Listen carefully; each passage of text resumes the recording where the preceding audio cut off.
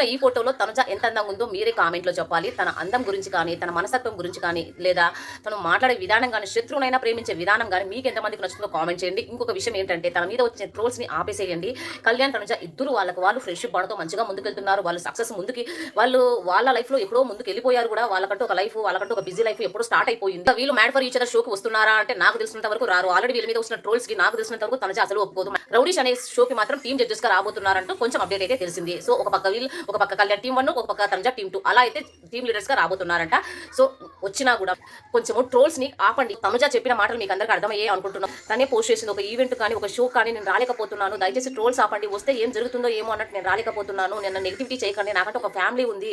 నేను శత్రువునైనా ప్రేమించే రకాన్ని అని ఎంతగానో రాసుకొచ్చింది. దయచేసి మీకు ఒకటే చెప్తున్నా. ఎందుకు అమ్మాయి అక్కడ, అమ్మాయి అబ్బాయి పక్కన పెట్టండి. ఏం చేసిందని ట్రోల్స్ చేస్తారు? ఒక చెడుపు ఏమైనా చేసిందా, లేదా ఇంకోటి ఏమైనా చేసిందా? మీరు ఎన్ని చేసినా తనేంటో తనకు తెలుసు. తన ఫ్యాన్స్ ఏంటో తనకు తెలుసు. సో తనుజ గురించి మీరేమనుకుంటున్నారు అనేది అయితే కామెంట్ చేయండి.